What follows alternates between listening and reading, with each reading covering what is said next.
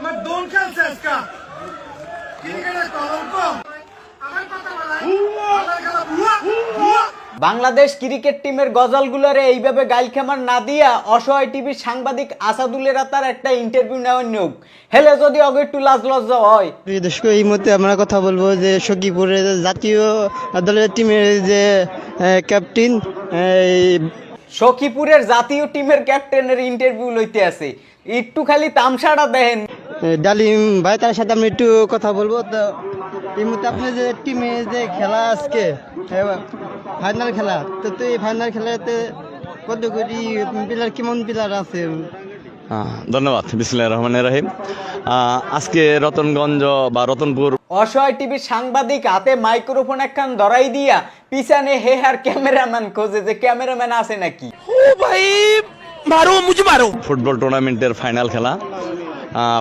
আপনারা দেখতেছেন, চারপাশে অনেক দর্শক আসছে খেলা উপভোগ করার জন্য। পৃথিবীর একমাত্র সাংঘাতিক যে মাইক্রোফোন ধরাইয়ে দিয়া পিছনে চায়, সামনে চায়, আরেক দিকে চাইয়ে থাকে, এই রকমের সাংঘাতিক আমি এই প্রথম দেখছি। সাংঘাতিক বিস্ফোরক। অবশ্য একটা পক্ষ সখীপুর আজকে জিতবে। আপনি একটা কথা বলছেন যে সখীপুরের টিমটা কিরকম হয়েছে। আমার দৃষ্টিতে সখীপুর যে টিমটা হয়েছে এটা অনেক বড় একটা টিম হয়েছে। সব ভালো ভালো প্লেয়ার আমাদের কালেকশনে আছে এবং অসহায়ের মতো হরে কি রকমের নিচে চাই, উপরে চাই, এদিক চাই, ওদিক চাই। আমাদের দোয়া রইলো যেমন শেষ পর্যন্ত আমাদের টিমটা ইনশাল্লাহ জিততে পারে। ঠিক আছে, জিতবে ইনশাল্লাহ, সখীপুর জিতবে ইনশাল্লাহ, এই কামনা করি। আসসালামু আলাইকুম।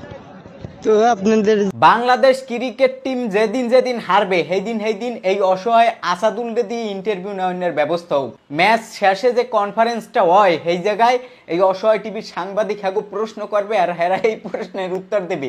এই রকমের শাস্তি অগো দেওয়ার নেওক, এছাড়া এইগুলার লাজ লজ্জা হবে না। গজালগুলা নিয়ে এসির মধ্যে বইয়া শরীরে তেল বানাই হেলাইছে, এখন এগুলারে দিয়ে তো ধান চাষও করান যায় না, আর গাইল খেমার দিলেও সেগুলো এনে খিচ্ছে ওঠে। সো এই জায়গায় আসাদুল রে লাগবে, আসাদুল যে ইন্টারভিউ লবে।